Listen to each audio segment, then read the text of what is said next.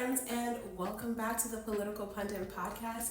My name is Venus, and today we're going to be talking about the Black male vote and how social media has actually played a crucial role in the way Black men are being swayed today. Not as a collective, but as a collective. Black people as a group are not a monolith, but we also know that identity plays a huge role in the way that we view the world. So, although we are all Black people, Black men and Black women do have differences of opinion. And currently, Black men have been drifting towards more conservative views. And I have a couple of opinions on that. I have a couple of theories as to why this may be occurring and how social media has played a direct role in this through things like the Manosphere and specifically the Red Pill. I'm going to be talking about Fresh and Fit, James and Fuhan, how the drift towards white male acceptance by Black men and efforts to gain a footing in masculinity is persuading Black men to not only engage and adopt conservative ideologies, but to also regurgitate them to the masses. We're going to be talking about Black masculinity and the Black male vote, and how all of these things are intertwined as Black men try to find their footing in this modern post-colonial society. While we do makeup, please join me in this discussion and discourse, and please remember to like, comment, and subscribe, engage in the discussion, and let's get into it. Because we're talking about Black men and social media and conservatism, obviously we have to mention the Manosphere, specifically the Red Pill. What is the red pill, guys? The red pill essentially comes down to, I'm not going with the norm. I gotta be able to think outside of the box. Red pill aware, this is what it is. Stepping outside and looking at the truth. That's a very good thing, especially when it comes to women. The more you go against the grain, the more you start to think to yourself and not follow this, the more you can stand out to women. Because guess what? Guys are doing the same thing. All I believe in, guys, is being outstanding. And that's how every guy should be. Start looking at everything that you're being told and say, what? Is that how it really is? Is that the real truth? Don't just follow directions, just I don't know what this man is talking about. Here's a more accurate description. Tim, so what is the Red Pill community? They're groups of men that have basically attributed much of their problems to the women's movement. It's a group of men who are anti-feminist, who really have developed a belief system that women are actually in control of the society and that women hold privilege. And they attribute much of their problems to women. There's a link between the incel movement and the Red Pill movement. It's based on misogyny, really entitlement. It's unfortunately something that is also linked in lots of different ways to online violence. Some of their platforms on Reddit, for instance, have been banned because it's leading to violence. So basically the Red Pill movement is groups of men that are projecting their problems onto women as the cause of all of them. In the Black Manosphere. And the Black Manosphere has been around for a long time, but most notably content creators like Kevin Samuels. I have a master's in public administration, and I have a law degree. How tall are you? 5'9". Dress size? 16. You didn't choose to be single. I'm sorry? How much do you weigh? Who, me? I weigh 200. So, all right, let me let you get your big ass up off my show because I don't do this. How tall are you? I'm a stallion. I'm 5'10". Dress size? Huh? Dress size? I'm 14. Okay. You and all your little... Yeah, I do the same. Do you not? You get the same thing everybody else gets? Okay. Okay, man. So at 5'10", hold on. 5'10". Don't try me, Kevin. Oh no, see, don't tell me what not to do. I've been nothing but, hold on. Fresh and Fit. Men and women are not the same. Women like attention, men want sex. So my thing is, a man is capable of having sex with other women while still loving his girl the same. You're actually saying that in a relationship, it's okay for men to go and explore other options, but we have to be happy with you and not explore options. Absolutely. Close on your end, open on my end, and I think you guys don't understand how much a woman can your life up when you don't know what the hell is going on. A lot of y'all are shacking up and wifing up girls that have worse experience than you. She's been around dudes, she knows the game, then your dumbass ends up with this girl. Next thing is 6 months later, you're getting divorced or you get broken up with. That's why we tell y'all, don't get married. In general, most of you guys have no business getting married. Tommy Sotomayor. I always asked, I said, what's stopping men from taking advantage of women? Other men. If men agreed with you could hit a woman over the head, and whoever you hit over the head and drug to your cave, that was your woman, women couldn't do a thing to stop it. So that shows you that men are more benevolent than women, because women now have laws that allow them to screw men over in divorce and child support, and there's no group of women to stop it. There's no other half of women who are doing the same thing that men do, which is prevent you from being screwed over in a large amount. Again, in the Western world, men stop other men from doing things to women. Because if it wasn't for other men, men would have free reign. Are some of the most recognizable names in the Black Manosphere. In this movement, we have phrases like alpha male or beta male. He should be the breadwinner, and he should be the one solving all the problems out in the world and emotionally at home. I'm glad again that you two say for work, it's fine. But when it comes to our relationship, I got to be the one to wear the pants. And let's not say pants, I'm going to use the person's word. I got to be the mountain that her emotions crash into. I tell you guys, we can be very emotional too. And I know there's a lot of guys in my 55 years are way emotional than some of these women out here now that are taking charge. So I think that's, I agree. They are, but they notice, and I know that it hurts the relationship. And if you notice, isn't it weird that nowadays they're talking about all these singles and all these guys having issues? Why do you think that is? They're becoming more emotional than ever. Exactly. I think women are putting up with less. No, they're not putting up. I am not a single guy. No, I'm not saying you. No, I'm just saying this. But no one said you were. My girlfriend is an emotional rock for me. That's what I mean. I'm sorry, but I gotta strongly disagree with everything you say. I'm also a bird. And essentially the goal of this movement was to teach men about masculinity through things like finances and self-care and dating, which in the Black community would generally involve Black women, but in the Red Pill highlighted was a rift between the Black male and the Black female community. When it comes to dating and your personal preferences, no one bats an eye. When women say I want a man that's 6 feet tall, makes a certain amount of money, those are considered preferences. But if I say, hey man, I don't date Black girls like that. Oh God! You hate Black women. How dare you? You know what I'm saying? It's ridiculous. My mom's Black, your mom's Black, my sister's Black, bro. We just have a preference. If we hated Black women, would we bring African American women and Black women on the show? Okay, but the question... Let me finish. Why are all these Black college athletes that are getting drafted having white women? What's going on? I am going to tell you. As someone that is friends with a lot of D1 football players and D1 basketball players, I'm going to tell you because they have told me. When it comes to Black women, they don't like to take instructions. They don't like to follow the lead of nobody. The only lead they want to follow is themselves. And that's why a lot of them walk around lost, running around like a chicken with their head cut off. They don't like to be told what to do. It's in their genes. It's in their DNA. That's why it's always that combative type of relationship between a Black man and a Black woman. The man wants control. The woman don't want to be controlled because she's been oppressed all her life. It's passed down to that generation and that bloodline. We don't want to feel oppressed in our relationship. Asian women, white women are very subtle, very submissive, very easy to deal with. They haven't came up the way Black women have came up. That's why a lot of Black men date outside of their race. When you're dealing with Black women, you're going to deal with some kickback. They're not just going to do whatever the fuck you say just because you're making the bread and butter. White women follow the lead of their men. They would follow with no problem. It's a part of their genes. They always been following their man for centuries, man. They'll stay at home, take care of the kids, do whatever the white man asks them to do. So we don't want a woman that's always going to be fighting with us over simple-minded shit. Black women, they've been dealing with our bullshit for years. So when we get some money and we start to act a certain type of way and be demanding, they not gonna put up with that bullshit. The white woman might deal with that type of shit because she just happy to have a Black man. So she's gonna follow his lead, do whatever he says. Instead of him trying to figure out and deal with the Black woman and communicate with her on a certain level, he say forget that and get him a white woman and keep it moving. Who's number one? Jay-Z? No, that's cool. It's okay. That's Drake okay. number 3. That's okay. I thought Drake was gonna be number 1. M's not even on the list. Eminem? Who else was on the list? Who? Gucci Mane was on the list and Eminem went on it? Shout out my Gucci. It's important to note that the Black Manosphere is a subset of the Manosphere as a whole, which is a central place for men to talk about men's rights and all things masculinity and men. And one ideology that benefits men is the patriarchy. The patriarchy comes from the word patri, which basically means rule of the father, I believe in Greek. I would hope that we all understand that the patriarchy is real, given the fact that we live in a male-dominated society that is ever-presently becoming more egalitarian, or that is gender-neutral in terms of rule. Some people like it, some people don't. I can't imagine who are the ones who don't like it. That the Manosphere has turned into, or at least the Red Pill has turned into, is an understanding that there has to be a pushback against feminism and against the upcoming gynocracy, meaning that there is favor for women over men. So one thing that the Manosphere does, or what the Red Pill does, because the Red Pill comes from the movie The Matrix, where they essentially are saying that in order to release your mind or get out of the Matrix is to take the Red Pill, so you'll be out of the Matrix and you'll see the world for the way that it really is, a gynocracy. We live in a gynocracy. And it's insane now that if you're a man, you are second place under the law. Women have more laws and more rights than you.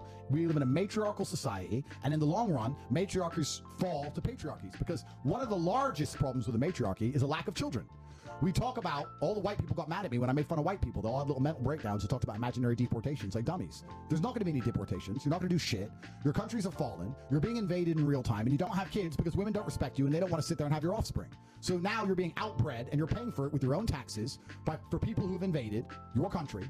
It used to be the literal and figurative hill to die on, defending your land, defending your women. Now people turn up and have 8, 9, 10 kids. The average white family has 1 or 2. It's over. And why don't they have more? Because the woman doesn't want to have more, or the men can't find a woman worth marrying, or men can't find a woman who listens to them enough for them to put up with her. So you just end up running around Miami sleeping with girls with a condom on, having pointless gay sex make your pee-pee feel good and validate your soul, and you don't have any kind of offspring, any chance of out-reproducing and saving your country's demographics or dynasty. It's over. You're going to be replaced. It's going to be facing an invasion of people that look like me, who are big and tall and strong and brown, and all you white boys are done. And us big, strong, brown, black motherfuckers, we're going to have baby mamas and we're going to have kids. And you're not going to pull it off because it's a matriarchy and you're sitting there and you can't find a woman who loves you. So it's pretty easy to say that the red pill is pro-patriarchy, is pro-conservative values. Red pill content isn't as common anymore, but at their height, one of the common rhetorics were modern day women versus traditional women or trad women. And the idea of traditional comes from the idea of gender roles, where in traditional patriarchy, men are the rulers of the public sphere while women are rulers of the private sphere.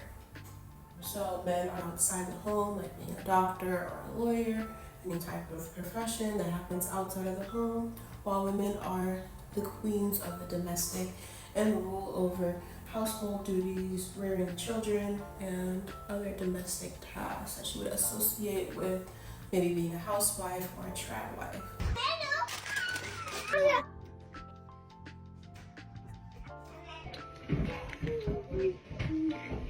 Both of this content happened to come up pretty simultaneously, and there has been plenty of discourse as to the trad wife to conservative value pipeline.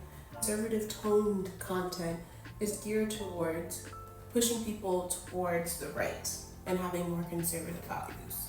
So the pro-patriarchy is a necessary feature of the Black Manosphere because patriarchy is one of the ways that traditionally men have been able to be men in this society.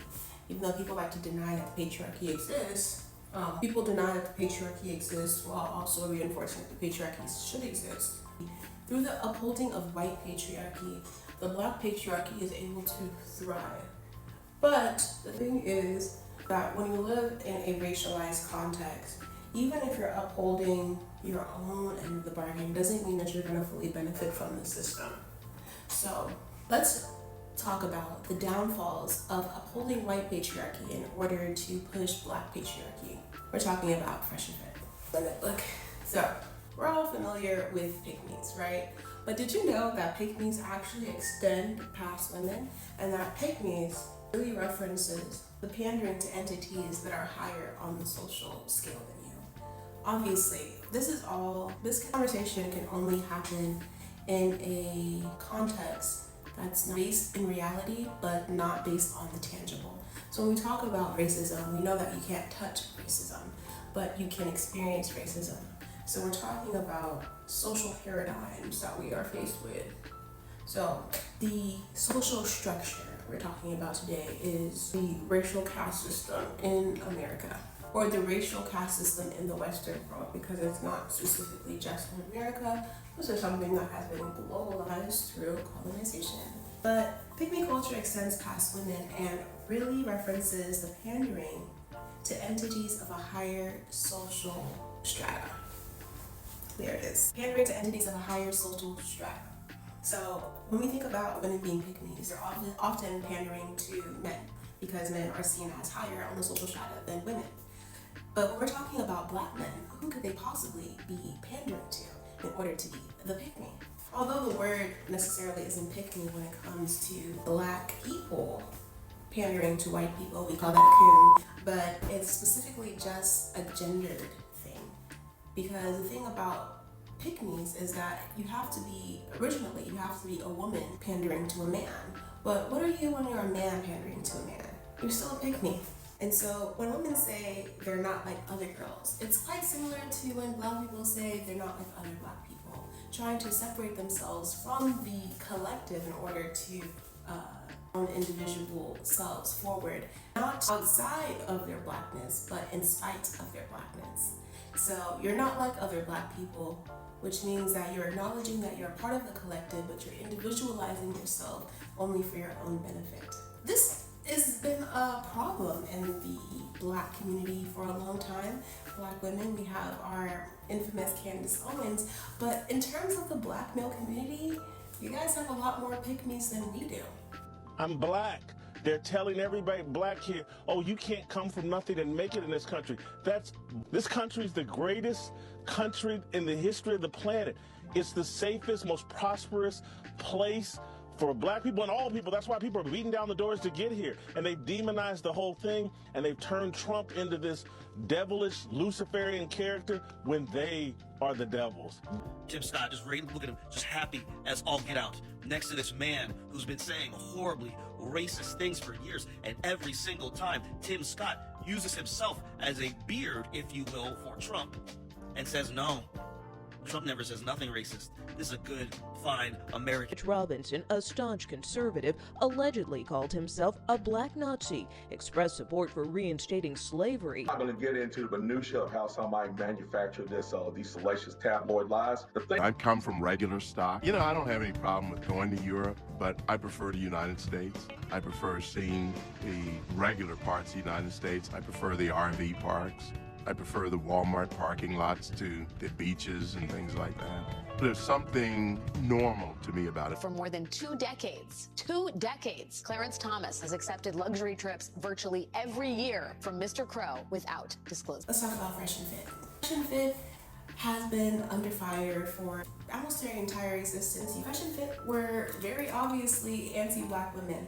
Sis really put him in his place. I'm not mean at all. Okay, I don't care. Have you been here the whole time? No. All right then, so you don't know what was happening, right? Okay then.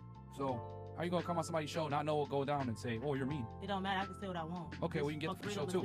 Man, chill, man.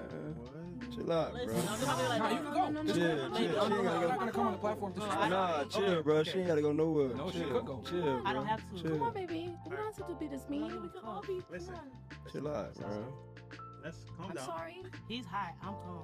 No, I'm very calm, but it's like, bro, you gotta show a little bit of respect on the platform. It's cool, bro. Chill. I say you mean. It is what it is. What the fuck you want me to say? That's not the truth, Mean. though. You mad about I said mean? You grown as hell. Well. Yeah, well. Okay. Anti-Black in general, but being that they're both Black men, whether they identify as that or not, people identify them as Black men.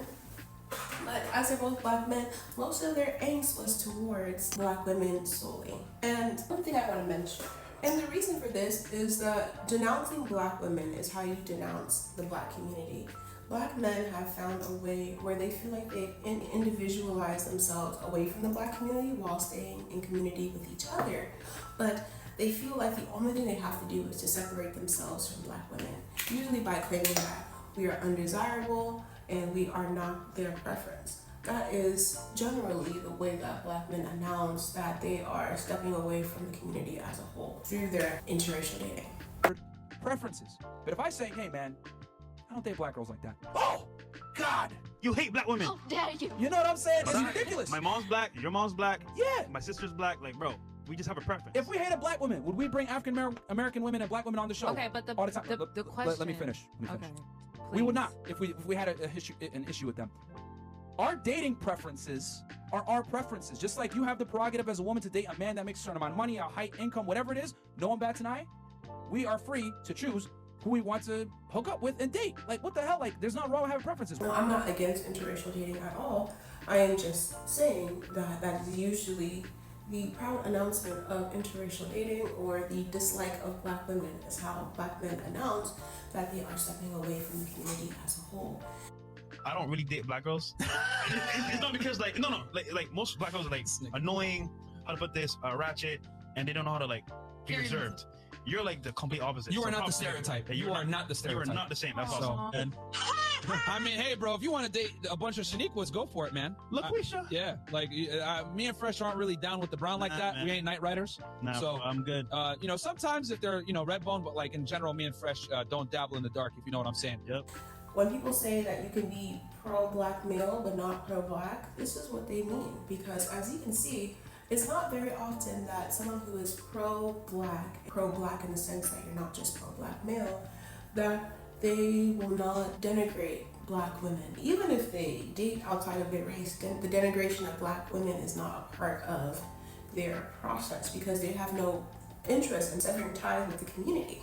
But for those who do have interest in severing ties with the community, the denouncement of your love for black women is a necessary process in your aspiration towards whiteness. You must self-hate non-black women in order to let the people know that you are not like those other black guys or those other black people. What you're saying.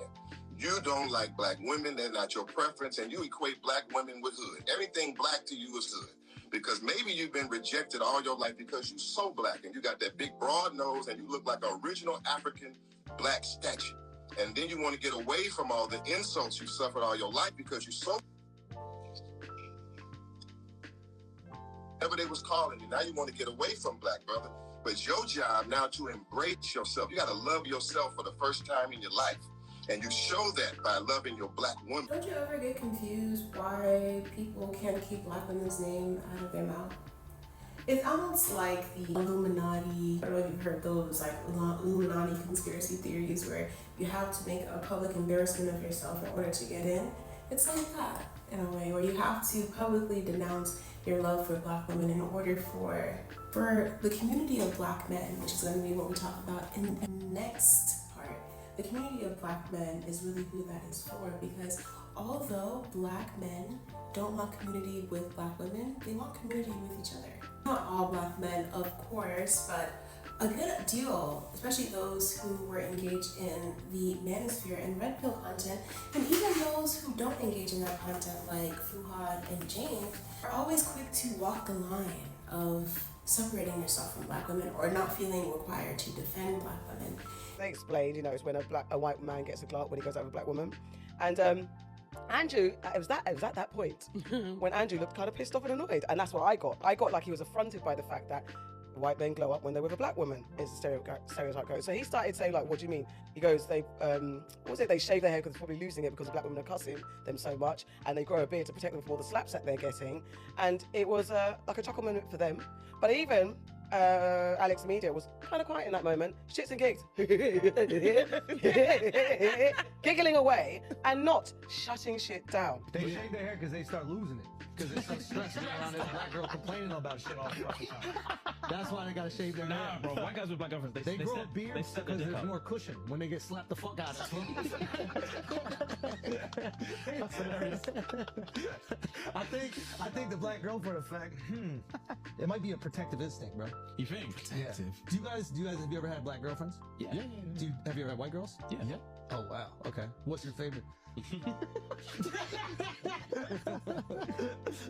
We love them all. Yeah. Oh, really? We love them all. Yeah. That means white. Yo, who gets translation. Kendrick fans, get him! We love them all. That's royal English for white. Things that go viral and get you cancelled. So he's a trickster. They only realised it after the fact. Took him too long. Took him too long. But especially the fact that they went through the conversation, and it was that point when they were unable to defend black women properly. The guy said that means what? Yeah, they gave room. You know what I mean? For it to show. Good point. They didn't shut it down again. Hilarious. You know what I mean? And so he took the piss more than he usually would with people. He was going on like he doesn't know anything about British culture. He was making them trip up themselves. And what he did know is that those two are known for not really dating black women. What he did, That's what he honed in and that's why he honed in on it. And they showed themselves. Yeah. Sorry, I don't give a fuck about what Andrew Schultz or what the fuck his name, what he said. My argument is with shits and gigs because this is not their first time saying shit and giggling. It's not their first time. Literally. They were on Poor Minds, yeah? And what were they saying about girls from Atlanta? There's no baddies in Atlanta. Can you imagine? They have The not whole one. of Atlanta. They haven't seen these one two baddie. freaking out of London send-out youths, yeah, are going to Atlanta and saying there's no baddies there. Are they all right?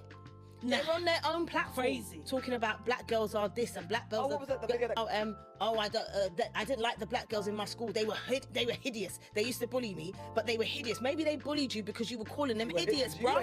Because the girls, the said girls allegedly who allegedly have bullied him have been in the comments. No, he was an arsehole. Yeah. If that is a core part of your audience, maybe it's not all your audience, but it's a core part of your audience, then you have to be respectful. Do you know what I mean? And it's just like, we can't be in 2024, guys. I'm still dealing with this. Honestly, it's enough. And to make matters worse, they come out with some apology. And it's not even an apology. No.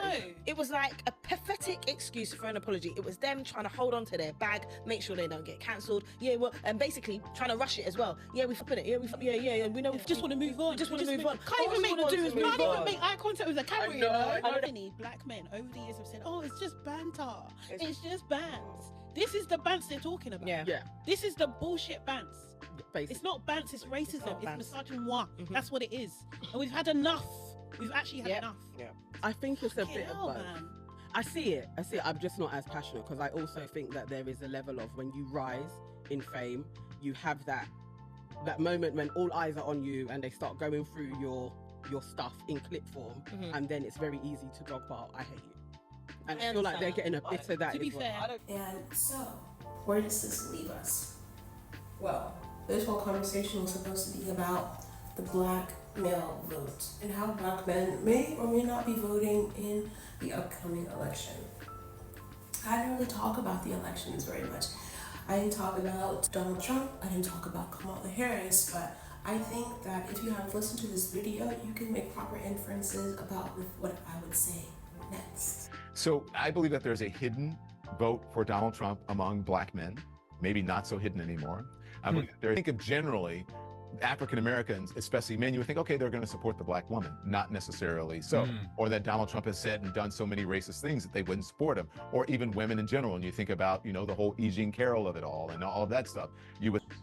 It is going to be the women that are telling black men that they have to vote for Kamala Harris.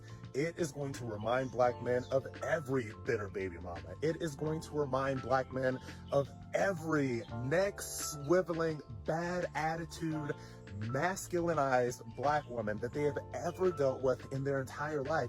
It is going to remind them of their single mothers and their aunties that basically verbally abused and disrespected them while they were growing up because the black men in their lives left them, and these young black men and these black boys were left to bear the brunt. Frankly, Vice President Harris has probably kind of locked up the young female vote. What I think wins or loses this election, Joy, is ironically, whose vision for masculinity wins here? Because a lot of young men are not so much moving towards the Republican Party. Your network has spoke very cogently about what is the largest gender divided history across the parties among young people. It's not men moving towards the Republican Party. They are just as supportive of gender rights as every other group. They're moving away from the Democratic Party because, quite frankly, they don't feel seen. If you go to the DNC's website, it says explicitly who we serve. And it lists 16 demographic groups that, as far as I can tell, cover about 75% of the population, or specifically don't cover young men. So in some, they don't feel seen. And the Democratic Party right now is facing the same issue that many universities and the DEI apparatus has seen, and that is when you're explicitly advocating for 75% of the population, are you advocating and representing them, or are you discriminating against the 25%? So and also, we never miss an opportunity. The Infrastructure Act will result in 70% of those new jobs will go to men without necessarily college degrees. The math ain't math in here, guys. There is no large enough constituency of black men supporting Donald Trump that could swing this election either way. If we want to talk about people who are supporting Donald Trump, the biggest number is white people. It's conservative white voters. So it baffles me why the media is constantly pushing this storyline as though black men could hand the presidency to Donald Trump. It's just not true. Donald Trump is not only bad for the country, it's bad for the individuals in the country. And in terms of Project 2025, as black people, Project 2025 is a detriment to us. The way that they were talking to Myron on that podcast is how they want to talk to all of us. And no matter what we do in order to get closer and closer to white hegemony, us digging ourselves deeper into own ways within their system, because it's been made abundantly clear Historically, currently, it's been abundantly clear that there is no space for Black people in some of the visions of white people. Guy, yo, you're British, right? Bro, you don't know your Yeah. Hey, Myron, you're in a hostile And I'm not area, scared bro. to have a conversation with you guys. It's not a Okay, well, you're gonna have to either you're kick me not gonna out have a or whatever. You're not gonna have a conversation with him. That's what I'm trying Okay, to say. well, this dude's a whatever. British guy, like, dude, I know you're mad about Mate, 1776. black men are most likely to fuck retard. other black men. You fucking black cunt. He's not British. He's not British. First mistake you made. He's not British. I gotta give a fuck, you fucking stupid followers. Oh, yeah. I told you he wasn't gonna have a conversation, bro. You just should have bought your I time. had one question. You guys couldn't keep your mouth shut for one question. What was it? I wanted to ask him about his boats and hoses. He runs party yachts for incel men. You guys gotta come correct with some thoughtful. All right. Stern, I'll let him back up here. But Nothing your individual Black self can do without the collective of the people who actually will support you, because not only do we love ourselves, we love you too, bro. So I'm gonna go ahead and finish my makeup, and then I'll come back for closing remarks. The benefits, I can understand the appeal to conservatism, the appeal to having a submissive wife who lives out traditional values with you, and I can see the appeal to all of these things. I can definitely see the appeal to living out the American dream as it's been prescribed for us. But I beseech you to take a second look as to how Black masculinity can play a role in the Black community without subverting or subjugating its people, its collective. And so, yeah, my spiel. You have been listening to the Political Pundit Podcast. My name is Venus, and thank you for listening today. Next week, we'll be talking about I appreciate you spending time with me, and I hope you have a great rest of your day. Oh, wait, can you tell me what you think about my look? Do you like my hair? My hair looks weird in the front because I have to fix it. And I should have fixed it before I recorded this, but I didn't. But please let me know what you think about everything that I have to say in the video. And I'll see you in the next one. Man, hell no, I ain't voting no Kamala Harris for president. What has that lady ever did for Black people? Watch this. What has Kamala Harris ever did for Black people? Kamala Harris has undertaken several initiatives and actions that have aimed to benefit Black Americans, both as a U.S. Senator and as Vice President. As a U.S. Senator, advocating for criminal justice reform. First Step Act. Harris supported the bipartisan First Step Act, which aimed to reform the criminal justice system, including reducing mandatory minimum sentences for nonviolent drug offenses, which disproportionately affect Black communities. Anti-lynching legislation. Harris co-sponsored the Justice for Victims of Lynching Act, which aimed to make lynching a federal hate crime. Justice in Policing Act. Harris co-authored this comprehensive police reform bill, which includes measures to ban chokeholds, establish a national database of police misconduct, and end qualified immunity for law enforcement officers. Harris introduced the LIFT, Livable Incomes for Families Today, the Middle Class Act, which proposed a tax credit that would benefit low and middle income families, including many Black families. Rent Relief Act. Harris introduced legislation aimed at providing rent relief to families spending more than 30% of their income on rent, benefiting many Black Americans facing housing affordability issues. As Vice President, Harris has supported and advocated for measures within the American Rescue Plan, which included significant funding for Black-owned businesses, expanded the child tax credit, and provided direct financial support to families disproportionately affected by the pandemic, including Black Americans. Harris has championed the Black Maternal Health Momnibus Act, which addresses the Black maternal health crisis through investments in social determinants of health, funding for community-based organizations, and improvements in data collection and research. Harris has been a vocal advocate for the John Lewis Voting Rights Advancement Act and the For the People Act, aimed at protecting and expanding voting rights, particularly for communities of color. Harris has worked to secure increased funding for historically Black colleges and universities, HBCUs, recognizing their critical role in providing education and opportunities for Black students. These efforts reflect her ongoing commitment to addressing issues that disproportionately impact Black Americans. She still ain't Black.